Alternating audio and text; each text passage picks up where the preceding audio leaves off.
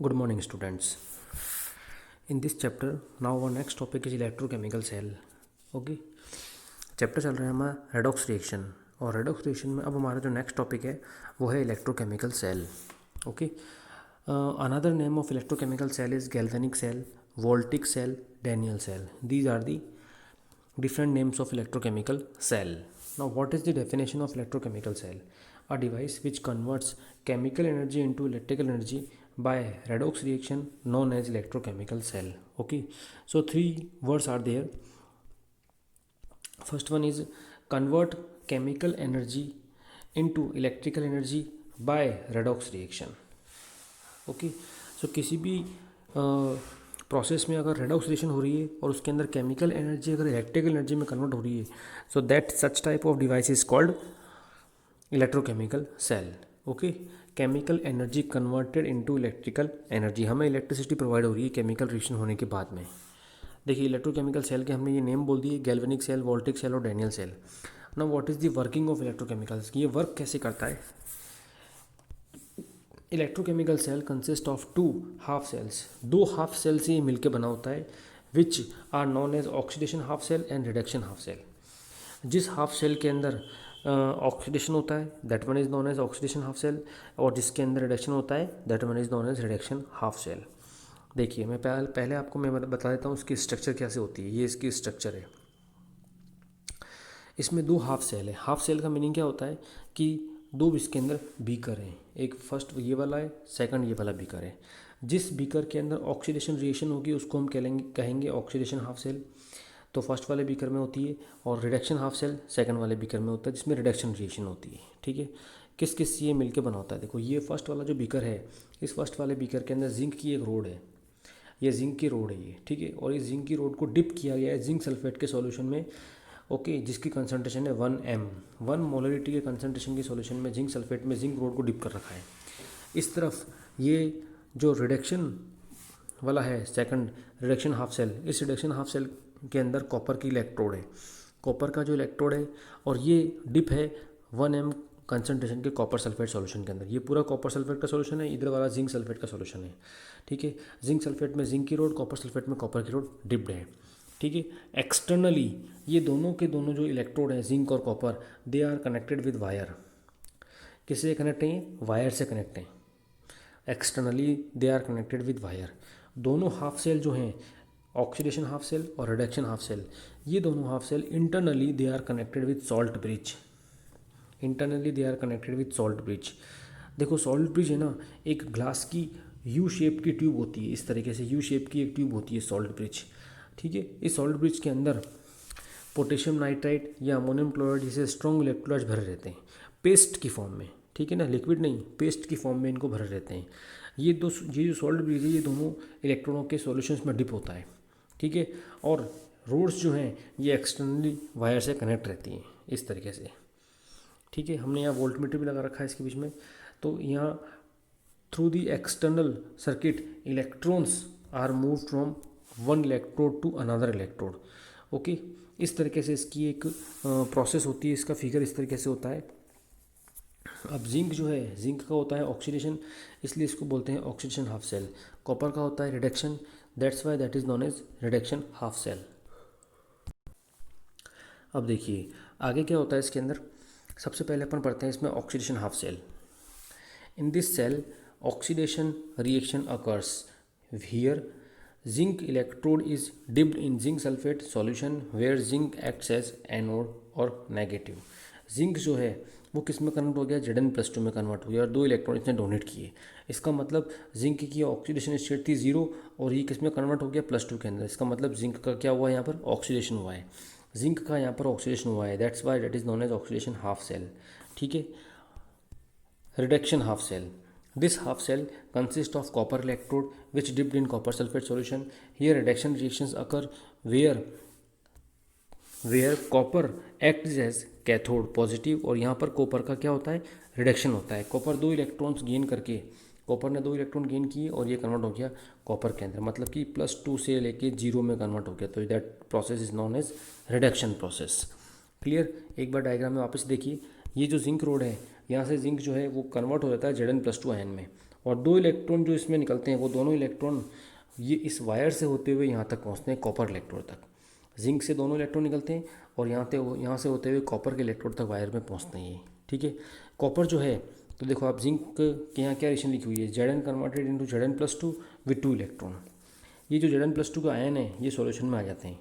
इधर कॉपर वाली जो रोड है रिडक्शन हाफ सेल में कॉपर की रोड पर पहले से ही प्रेजेंट कॉपर+2 जो आयन है, दीज कॉपर+2 ion gain 2 electrons which are coming from the zinc rod. तो यहाँ से 2 इलेक्ट्रॉन गेन करके ये कॉपर में कन्वर्ट हो जाते हैं। तो जैसे जैसे प्रोसेस चलता रहता है वैसे वैसे ये जो जिंक की रोड है इसका वेट कम होता जाता है, क्योंकि यहाँ से जिंक हटता रहता है और Zn+2 में कन्वर्ट होता रहता है। और ये जो कॉपर का रोड है, ये जो कॉपर की रोड है, ये इसमें कॉपर डिपॉजिट होता रहता है। ये इसकी साइज़ बड़ी होती जाती है, क्योंकि इसके चारों तरफ कॉपर जो है वो डिपॉजिट होता रहता है, जमता जाता है इसलिए, ठीक है।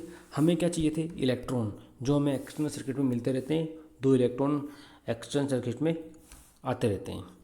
अब देखिए ये जो सॉल्ट ब्रिज है ना, इसका क्या वर्क है। सॉल्ट ब्रिज क्या करता है, दोनों हाफ सेल के बीच में इलेक्ट्रिकल न्यूट्रलिटी मेंटेन करता है, यानी कि आयंस की जो क्वांटिटी है, आयंस की जो मेजरमेंट है उसको ये मेंटेन रखता है दोनों सॉल्ट ब्रिज के बीच में। और दोनों सॉल्ट ब्रिज का सर्किट भी कंप्लीट करता है। बाकी सर्किट कैसे कंप्लीट होगा, ठीक है। अब देखिए यहाँ ये हो गया आपके, ये दोनों रिलेशन आपको अच्छी तरह आनी चाहिए, जिंक वाली और कॉपर वाली, है ना। हाँ एक बात मैं आपको बताना भूल गया, वो कौन सी है। देखो जिंक की जो रोड है ना, ये एनोड का वर्क करती है। किसका वर्क करती है, एनोड का, और नेगेटिव होती है। इस पे जो चार्ज होता है वो होता है नेगेटिव। यहाँ जो कॉपर की रोड है वो कैथोड का वर्क करती है और उस पर चार्ज होता है पॉजिटिव, ठीक है। अब देखिए हमारे सामने एक जो प्रॉब्लम है वो क्या है कि एनोड इज़ ऑलवेज पॉजिटिव। अब तक आपने जितने भी सेल पढ़े होंगे वो उसमें एनोड वो हमेशा पॉजिटिव होता है और कैथोड हमेशा नेगेटिव होता है। बट यहाँ पर अपोजिट है, cathode is positive and anode is negative. सबसे पहली बात तो मैं आपको ये समझाता हूँ कि इसको एनोड को इसको एनोड रोड बोला क्यों है। देखो सबसे पहली बात ये है कि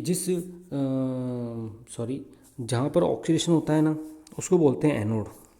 जिस सेल में ऑक्सीडेशन हो रहा है, जिस रोड पे ऑक्सीडेशन हो रहा है, that one is known as anode. और जिस रोड पे रिडक्शन होता है उसको हम कहते हैं कैथोड। तो एक रीज़न तो ये हो गया कि जिंक को एनोड इसलिए बोला है क्योंकि यहाँ पर ऑक्सीडेशन हो रहा है, और कैथोड कॉपर को कैथोड इसलिए बोला है क्योंकि यहाँ पर रिडक्शन हो रहा है। अब आती है इनके साइन की बात। देखो जिंक किस में कन्वर्ट हो रहा है, zinc is converted into Zn+2 ion और 2 इलेक्ट्रॉन डोनेट कर रहा है। तो नंबर ऑफ इलेक्ट्रॉन्स जो है उनकी क्वांटिटी सबसे ज़्यादा कहाँ पर प्रेजेंट है, एनोड पे प्रेजेंट है। चाहे एनोड को बोलते पॉजिटिव है, लेकिन इलेक्ट्रॉन जो नेगेटिविटी आती है वो आती कहाँ से, इलेक्ट्रॉन से आती है। तो ये पूरा नेगेटिविटी हो जाता है, पूरा इलेक्ट्रॉन से भरा हुआ रहता है ये, इसीलिए तो इलेक्ट्रॉन यहाँ से होकर फिर कॉपर तक जाते हैं, ठीक है। तो इसलिए एनोड को बोलते हैं नेगेटिव। और यहाँ जो कॉपर है इसके पास में इलेक्ट्रॉनों की डेफिशिएंसी है, तो इस रोड पे इलेक्ट्रॉनों की डेफिशिएंसी होने के कारण इसको बोलते हैं पॉजिटिव, ठीक है। अब देखिए यहाँ पे सॉल्ट ब्रिज को हमने बताया था, it is a U shaped glass tube which is completely filled by a paste of strong electrolyte. और वो कौन से स्ट्रॉन्ग इलेक्ट्रोलाइट है, पोटेशियम नाइट्रेट, अमोनियम क्लोराइड।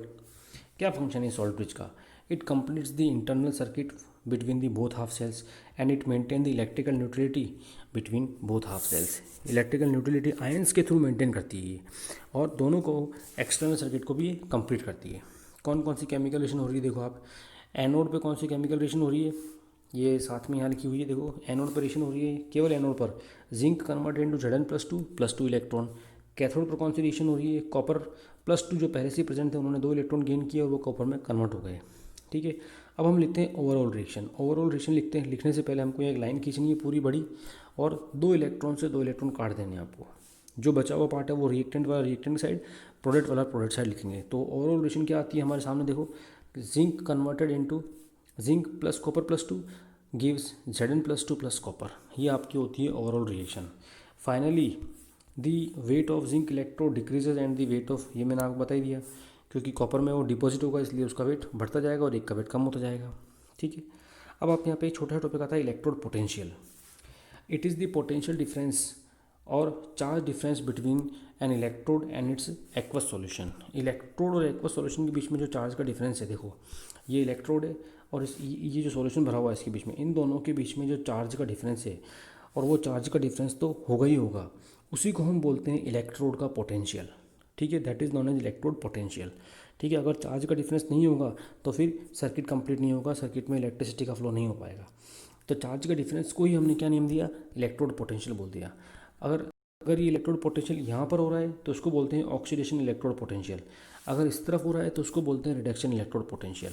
तो ये दोनों अलग हो गए, ठीक है। नाम हो गया ऑक्सीडेशन रिडक्शन पोटेंशियल, जहाँ पे ऑक्सीडेशन पे हो रहा है, और ये इसको बोलेंगे reduction electrode potential. The value of electrode potential में बी पॉजिटिव और नेगेटिव, कुछ भी आ सकती है, इलेक्ट्रोड पोटेंशियल की वैल्यू नेगेटिव भी आ सकती है और पॉजिटिव भी आ सकती है, ठीक है। फिर आपके इसमें आता है topic EMF, electromotive force. It is the electrode potential difference between the both half cells. दोनों हाफ सेल के बीच में जो पोटेंशियल डिफरेंस का डिफरेंस आएगा, पोटेंशियल डिफरेंस का जो डिफरेंस आएगा उसको हम बोलते हैं ईएमएफ, इलेक्ट्रोड पोटेंशियल, ये इलेक्ट्रोमोटिव फोर्स। इसका एक फॉर्मूला है, देखो यहाँ फॉर्मूला लिखा हुआ है, EMF equal to E cathode minus E anode, और या फिर E right minus E left, ये इसका फॉर्मूला है। देखो कैसे इसको निकालते हैं हम, देखो यहाँ बताता हूँ मैं आपको, फिर से सुनना। इलेक्ट्रोड और सॉल्यूशन के बीच का जो चार्ज का डिफरेंस है, इलेक्ट्रोड और सॉल्यूशन के बीच का जो चार्ज का डिफरेंस है, उसको तो हमने क्या नाम दिया, इलेक्ट्रोड पोटेंशियल। वो पर्टिकुलर इसका अलग होगा, इसका अलग होगा, ठीक है। अब हम ये चाहते हैं कि इन दोनों के बीच का जो इलेक्ट्रोड पोटेंशियल है वो अपन फाइंड आउट करें। So that one is known as EMF, ठीक है। जो वोल्ट मीटर लगा के फाइंड आउट किया जाता है उसको कहते हैं हम ईएमएफ, इलेक्ट्रोमोटिव फोर्स, क्लियर। जिसकी वैल्यू पॉजिटिव और नेगेटिव कुछ भी हो सकती है, इलेक्ट्रोड पोटेंशियल की वैल्यू पॉजिटिव भी हो सकती है और नेगेटिव भी हो सकती है। अब ईएमएफ फाइंड आउट करने का फॉर्मूला क्या है, ई कैथोड माइनस ई एनोड, यानी कि इस तरफ जो वैल्यू आ रही है इसकी जो इस रिडक्शन वाले की जो इलेक्ट्रोड पोटेंशियल वैल्यू है उसमें से आपको ऑक्सीडेशन वाले के इलेक्ट्रोड पोटेंशियल वैल्यू को माइनस करना है, तो आप ईएमएफ फाइंड आउट कर सकते हो। या फिर आप ई राइट माइनस ई लेफ्ट करो, ये कंफर्म है कि राइट साइड में हमेशा कैथोड ही होता है और एनोड हमेशा लेफ्ट साइड में होता है, इसलिए इसको इस फॉर्मूले के फॉर्म में भी लिखा हुआ है, ई राइट माइनस ई लेफ्ट, ठीक है। सेल को हम कैसे रिप्रेजेंट करें वो भी आप देखिए। किसी भी सेल को रिप्रेजेंट करने का तरीका क्या होता है, रिप्रेजेंट का मतलब, मान लो अभी तो आपने जिंक और कॉपर का इलेक्ट्रोड बनाया है, इलेक्ट्रोकेमिकल सेल बनाया है, आपने यहाँ मेटल चेंज कर दिया, आपने एक सिल्वर का ले लिया और दूसरा यहाँ क्रोमियम का ले लिया, ऐसा कुछ अलग अलग मेटल ले लिया आपने, तो क्या हम बार बार पूरा सेल बनाएंगे? ऐसा हमको करने की ज़रूरत नहीं है, बार बार हमको पूरा सेल बनाने की ज़रूरत नहीं है। हम उसको रिप्रेजेंट करना सीख लेते हैं, कैसे उसको शॉर्ट फॉर्म में रिप्रेजेंट किया जाए। देखो यहाँ रिप्रेजेंट किया हुआ है, सबसे पहले आता है जिंक इलेक्ट्रोड, तो हमने यहाँ जिंक का इलेक्ट्रोड बना दिया ये रहा, ठीक है। ये जिंक का इलेक्ट्रोड किस में डिप था, जिंक सल्फेट के सॉल्यूशन में, जो 1 ml कंसनट्रेशन का था, फिर हमने जिंक सल्फेट का सॉल्यूशन लिख दिया, ठीक है। इधर से हमने लिया, इधर कॉपर था, कॉपर किस में डिप था, कॉपर सल्फेट के सॉल्यूशन में डिप था। तो इन दोनों को, जिंक और जिंक सल्फेट के सॉल्यूशन को, कॉपर रोड और कॉपर सल्फेट के सॉल्यूशन के बीच में एक सिंगल लाइन खींची जाती है। ये देखो आप, सिंगल लाइन आपको दिख रही होगी, ये रही, ये सिंगल लाइन यहाँ खींची जाती है। ये सिंगल लाइन क्या क्या डिफरेंस शो कर रही है, रोड और आयन के बीच का डिफरेंस शो कर रही है कि ये जिंक तो क्या है, रोड है, और ये है आपके सॉल्यूशन, ये रोड है कॉपर की और ये सॉल्यूशन है। अब सॉल्ट ब्रिज को शो किया जाता है डबल लाइन से, ये जो डबल लाइन आ रही है इसके अंदर, इस डबल लाइन के थ्रू हम सॉल्ट ब्रिज को शो करते हैं, ठीक है। ये लिखा हुआ है सॉल्ट ब्रिज। तो सॉल्ट ब्रिज आपने देखा होगा कि दोनों के बीच में बनता है ऐसे, ठीक है, वो होता है सॉल्ट ब्रिज।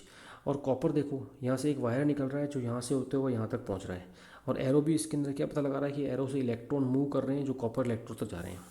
इस तरीके से हम किसी भी सेल को रिप्रेजेंट कर सकते हैं।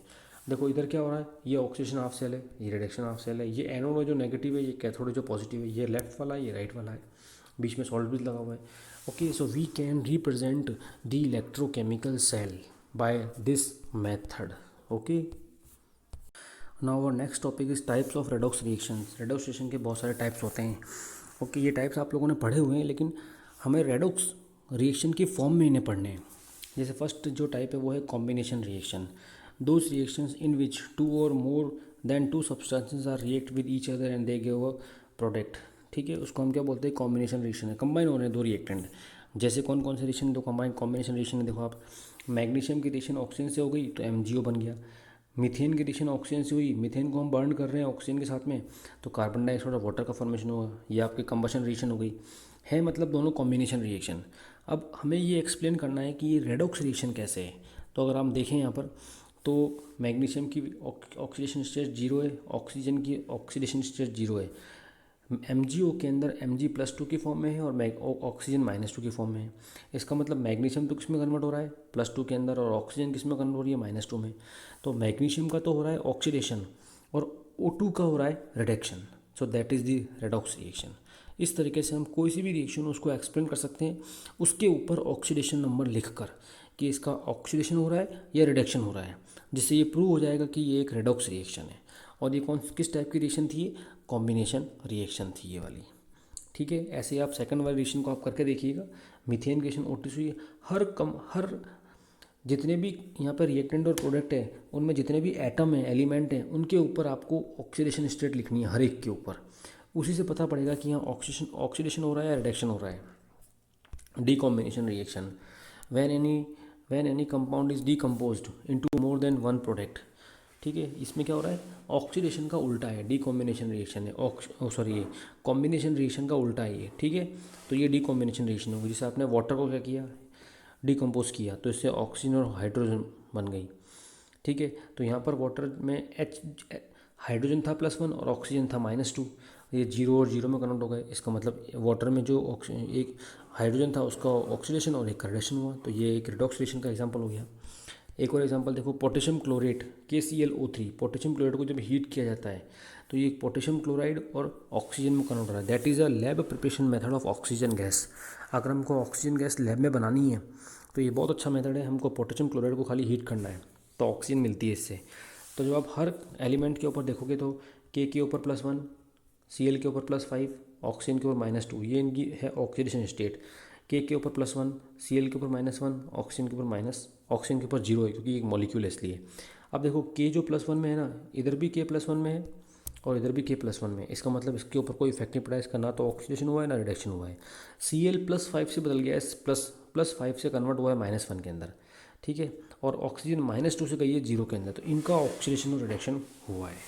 ठीक है, give an example of a reaction in which decomposition reaction but not redox reaction. ऐसी एक रिएक्शन का एग्जाम्पल दो जो डीकम्पोजिशन रिएक्शन का तो एग्जाम्पल है लेकिन वो रेडॉक्स रिएक्शन नहीं है, मतलब ना तो उसमें ऑक्सीडेशन हो रहा है ना उसमें रिडक्शन हो रहा है। ऐसी भी कोई रिएक्शन हो सकती है क्या? वो रिएक्शन है ये वाली। देखो आप, कैल्शियम कार्बोनेट को आपने हीट किया, या आपने 10th क्लास में पढ़ी हुई है, तो कैल्शियम ऑक्साइड और कार्बन डाइऑक्साइड का फॉर्मेशन हुआ। यहाँ अगर अपन देखें, मैं इसको थोड़ा सा बड़ा कर रहा हूँ, यहाँ अगर अपन देखें तो देखो कैल्शियम के ऊपर जो है ऑक्सीडेशन स्टेट वो +2 है, कार्बन के ऊपर +4 है, ऑक्सीजन के ऊपर -2 है। ये हम फाइंड आउट कर सकते हैं, मैंने आपको सिखा रखा है। ठीक है, इधर भी आप देखो, यहाँ पर कैल्शियम ऑक्साइड के अंदर कैल्शियम के ऊपर +2 और ऑक्सीजन के ऊपर -2, कार्बन डाइऑक्साइड में कार्बन के ऊपर +4 और ऑक्सीजन के ऊपर -2। क्या मतलब निकला इसका, कि जो ऑक्सीडेशन स्टेट एटम्स के ऊपर इधर आ रही है वही ऑक्सीडेशन स्टेट एटम्स के ऊपर इधर भी आ रही है। ठीक है, इसका मतलब ना तो किसी एटम का ऑक्सीडेशन हुआ है ना ही रिडक्शन हुआ है, but that is a decomposition reaction. ये है तो डीकम्पोजिशन रिएक्शन, लेकिन कौन सी नहीं है, रेडॉक्स रिएक्शन ये नहीं है। ठीक है ना। अब आती है आपके next, displacement reaction. A reaction in which an ion और an atom in a compound is replaced by an ion or an atom of another element। एक दूसरे को ये क्या कर देते हैं, डिस्प्लेस कर देते हैं, उसको बोलते हैं डिस्प्लेसमेंट रिएक्शन। इसमें फर्स्ट आती है metal displacement reaction. Zinc plus copper sulphate convert into zinc sulphate plus copper, redox reaction का एग्जांपल है। Titanium chloride TiCl4 plus magnesium gives MgCl2 and titanium. ये सिंगल डिस्प्लेसमेंट रिएक्शन है जो कि metal displacement के reaction के नाम से जानी जाती है। तो ये बोथ आर रेडॉक्स रिएक्शन, क्योंकि यहाँ पर ऑक्सीडेशन स्टेट में कन्वर्शन हो रहा है। फिर आती है नॉन मेटल डिस्प्लेसमेंट रिएक्शन। यहाँ पर क्या होगा, नॉन मेटल डिस्प्लेसमेंट रिएक्शन है, मतलब कि यहाँ पर मेटल का कोई रोल नहीं है। Fe की वाटर के साथ हो रही है, मैं नॉन मेटल के साथ में, तो Fe और वाटर, तो Fe2O3 बन गया और H2 बन गया। ठीक है, मेटल मेटल डिस्प्लेसमेंट नहीं हो रहा है यहाँ पर। सोडियम के साथ में वाटर की हो रही है तो NaOH बन गया और हाइड्रोजन बन गया। Cl2 और I- की होती है Cl- और I2 बन गया।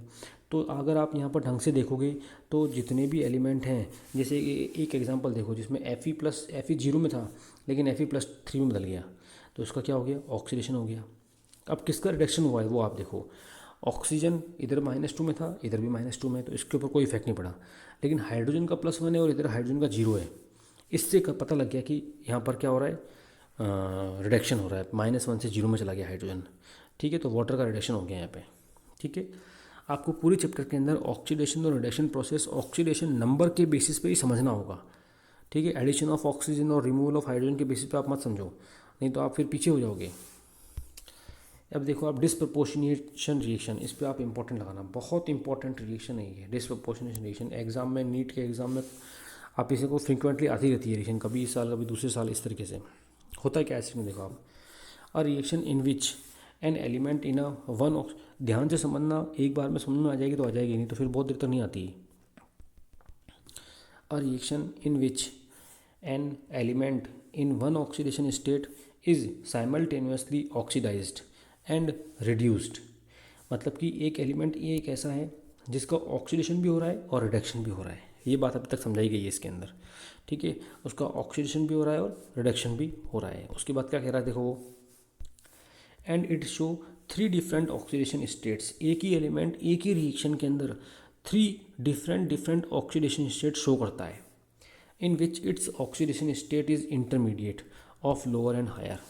और जिस एटम का ऑक्सीडेशन या रिडक्शन हो रहा है ना, उसकी ऑक्सीडेशन स्टेट मीडियम वाली है, इंटरमीडिएट वाली है। 3 ऑक्सीडेशन स्टेट होगी, है ना, उनमें से बीच वाली किसकी होगी, उस एटम की होगी जिसका रिडक्शन और ऑक्सीडेशन दोनों हो रहे हैं, ठीक है। इसको बोलते हैं हम डिसप्रपोर्शनेट रिएक्शन। डेफिनेशन थोड़ी बड़ी है लेकिन समझने पर वो ईजी हो गई। अब देखो इसका एग्जाम्पल, बहुत अच्छा एग्जाम्पल है इसका। P4 फॉस्फोरस, P4 को हमने बेस मतलब कि OH माइनस के साथ और वाटर के साथ में आपने इसको रिएक्शन कराया, तो ये किस में कन्वर्ट हो गया, PH3 के अंदर और H2PO2 के अंदर। फॉस्फोरस एसिड, H2PO2 का नाम है फॉस्फोरस एसिड और PH3 का नाम है फॉस्फीन, PHOSPHENE, ठीक है ना, फॉस्फीन। देखो इसमें क्या हो रहा है, अच्छी तरह समझना इसको आप। यहाँ पर जो P4 है ये एक मॉलिक्यूल है, तो इसकी ऑक्सीडेशन स्टेट कितनी है, 0 है। PH3 में फॉस्फोरस की ऑक्सीडेशन स्टेट कितनी है, -3। और H2PO2 माइनस के अंदर फॉस्फोरस की ऑक्सीडेशन स्टेट कितनी है, +1। तो एक एलिमेंट ऐसा है, एक मॉलिक्यूल ऐसा है P4, ये इसका ऑक्सीडेशन भी हो रहा है और रिडक्शन भी हो रहा है, यानी कि ये 3 ऑक्सीडेशन स्टेट शो कर रहा है इस रिएक्शन के अंदर। देखो आप, P4 जब कन्वर्ट होता है +1 के अंदर, तो ये क्या हो गया, ऑक्सीडेशन प्रोसेस हो गया। और ये P4 जब -3 में कन्वर्ट हो रहा है तो ये हो गया रिडक्शन प्रोसेस। तो एक ही मॉलिक्यूल है P4 जिसका ऑक्सीडेशन भी हो रहा है और रिडक्शन भी हो रहा है, और ये 3 डिफरेंट ऑक्सीडेशन स्टेट शो हो रही है एक ही केमिकल रिएक्शन में, एक ही एलिमेंट की। उसके बाद जो जिस एलिमेंट का ऑक्सीडेशन और रिडक्शन हो रहा है उसकी जो ऑक्सीडेशन स्टेट है वो इंटरमीडिएट है। वो कैसे, देखो सबसे पहले माइनस तो है -3 वाली, उसके बाद में आ रहा है 0, उसके बाद में आ रहा है +1, ठीक है। अगर हम माइनस से प्लस की तरफ जाएँ तो 0 बीच में आएगा तो इसकी हो गई इंटरमीडिएट वाली, मतलब कि बीच वाली ऑक्सीजन स्टेट। एक और ये देखो आप इसके अंदर H2O2, कौन सी रिएक्शन है ये, H2O2 हाइड्रोजन पर ऑक्साइड वाटर में कन्वर्ट हो रहा है और ऑक्सीजन में कन्वर्ट हो रहा है। यहाँ पर ऑक्सीजन की -1 है, ऑक्सीजन की -2 है और ऑक्सीजन की 0 है। तो एलिमेंट एक ही है लेकिन उसके 3 डिफरेंट ऑक्सीजन स्टेट है। ये पर है, जो मैंने आपको पहले बताया था कि पर की ऑक्सीजन स्टेट -1 होती है ऑक्सीजन की, और सिंपल फॉर्म में इसकी -2 होती है और मॉलिक्यूलर फॉर्म में इसकी 0 होती है। तो एक ही कंपाउंड का ऑक्सीडेशन भी हो रहा है, रिडक्शन भी हो रहा है और डिफरेंट ऑक्सीडेशन स्टेट शो कर रहा है, और वो भी इंटरमीडिएट वाली ये सबसे ज़्यादा शो कर रहा है इन दी डिसप्रपोर्शनेशन रिएक्शन। इसके बाद में आप देखो एक टॉपिक, और वो है एप्लीकेशन ऑफ ऑक्सीडेशन नंबर। जैसे हमने किसी भी आइटम की एप्लीकेशन निकाली +3 +2 +4, तो उससे हमको क्या फ़ायदा है, फ़ायदा का मतलब क्या एप्लीकेशन है उसकी। फर्स्ट है acidic strength, with increase in oxidation number of the acidic strength also increases. जैसे जैसे ऑक्सीडेशन नंबर इंक्रीज होती है किसी भी कंपाउंड में, उसकी एसिडिक स्ट्रेंथ भी इंक्रीज होती है। कैसे, देखो 2 कंपाउंड है, HNO2 nitrous acid, HNO3 nitric acid, which one is more acidic, है ना। तो हमने पता लगाया कि nitric acid is more acidic, क्योंकि नाइट्रिक एसिड में नाइट्रोजन की ऑक्सीडेशन स्टेट आ रही है +5 और इसमें आ रही है +3, तो जिसकी ज़्यादा होगी वो ज़्यादा एसिडिक बिहेवियर शो करेगा। H2S, H2SO3 और H2SO4 +6 +4 और +2, acidic strength inverse increases towards H2SO4। H3PO2, H3PO3, H3PO4 hypophosphorous acid, phosphorous acid and phosphoric acid, तो इसमें +1 है, इसमें +3 है और इसमें +5 है। तो फॉस्फोरिक एसिड जो है H3PO4 ये सबसे ज़्यादा एसिडिक होगा। तो जिसकी ऑक्सीडेशन स्टेट ज़्यादा होगी ना वो सबसे ज़्यादा एसिडिक नेचर शो करेगा। पर ध्यान रखना उसी एक ही एटम की बात हो रही हो तो, basic strength, if oxidation number of और oxidation number increase the basic strength increase. जैसे जैसे ऑक्सीडेशन नंबर इंक्रीज होगा बेसिक स्ट्रेंथ डिक्रीज होती जाएगी। जैसे देखो NaOH+1 सोडियम की, MgH2 मैग्नीशियम की +2, एल्यूमिनियम का हाइड्रोक्साइड एल्यूमिनियम की +3, सिलिकॉन का हाइड्रोक्साइड सिलिकॉन की +4। तो NaOH is more basic than others. To determine the equivalent weight of oxidizing agent, how can we determine the equivalent weight of oxidizing agent? Oxidizing agent accept electron and get reduced। कोई भी oxidizing agent होता है वो electron gain करके और खुद reduce हो जाता है, ठीक है, विच डिक्रीजेज द ऑक्सीडेशन नंबर। जैसे देखो MnO4- में मैग्नीज की ऑक्सीडेशन स्टेट है +-, ठीक है। इसका जब हमने वो किया रिएक्शन कराई एसिड के साथ में, तो उसने 5 इलेक्ट्रॉन गेन करके Mn+2 में कन्वर्ट हो गया। तो +7 से +2 में गया, इसका मतलब क्या हुआ, इसका रिडक्शन हो गया, ठीक है ना। ऑक्सीडेशन नंबर डिक्रीज हो गया तो इसका क्या हो गया, रिडक्शन हो गया, ठीक है। अब देखो आप हमें MnO4 इसका हमको इक्विवेलेंट वेट निकालना है। तो इक्विवेलेंट वेट ऑफ KMnO4 वो कैसे फाइंड आउट करते हैं, उसका फॉर्मूला क्या है, molecular weight of KMnO4 upon number of electron accepted by an molecule of KMnO4। KMnO4 ने कितने इलेक्ट्रॉन गेन किए, 5 इलेक्ट्रॉन गेन किए KMnO4 ने। देखो ऊपर था MnO4-, ठीक है, ये एक आयोनिक इक्वेशन है, लेकिन इसका माइनस चार्ज हटा दें हम ऊपर से, तो क्या बन जाएगा इससे KMnO4, ठीक है। एक K को हटाने के बाद जो कि पॉजिटिव होता है तो हमें ऊपर माइनस लगाना पड़ता है, इसलिए। तो KMnO4 का जो इक्विवेलेंट KMnO4 का मॉलिक्यूलर वेट होता है 158/5। तो 158/5 है 31.6 इसका मॉलिकुलर वेट आता है KMnO4 का, और ये उसका फॉर्मूला है फाइंड आउट करने का मॉलिकुलर इक्विवेलेंट वेट। अब देखते हैं रिड्यूसिंग एजेंट का कैसे निकालते हैं। रिड्यूसिंग एजेंट जो होता है वो क्या करता है, इलेक्ट्रॉन लूज करता है और खुद क्या हो जाता है, ऑक्सीडाइज हो जाता है। तो उसकी ऑक्सीडेशन नंबर क्या होता है, बढ़ता है। कैसे बढ़ता है, देखो आप इस यहाँ पर KMnO4 जो है वो सल्फ्यूरिक एसिड और FeSO4 के साथ रिएक्शन कर रहा है, तो ये बदल गया K2SO4 के अंदर, MnSO4 के अंदर, फेरिक सल्फेट के अंदर और वाटर के अंदर। तो आप खुद देखिए इस रिएक्शन के अंदर FeSO4 जो है वो +2 से कहाँ चला गया, +3 के अंदर चला गया। तो मतलब +2 से वो +3 में गया, तो कितने इलेक्ट्रॉनों का चेंज हुआ, 1 इलेक्ट्रॉन का। एक इलेक्ट्रॉन इसने क्या किया, गेन कर लिया, वो सॉरी लूज़ कर लिया, जिससे ये +2 से +3 बदल गया। और FeSO4 का मॉलिक्यूलर मास होता है 278, तो 278/1 किया आपने, किसके अकॉर्डिंग, इस फॉर्मूले के according. Molecular mass of FeSO4 upon number of electron donated by an molecule, क्योंकि हम रिड्यूसिंग एजेंट की बात कर रहे हैं इसलिए। तो ये हो जाएगा 278/1 इक्वल टू 278। तो equivalent weight of FeSO4 equal to 278। Okay, so by this method we can find out the equivalent weight of reducing agent and oxidizing agent.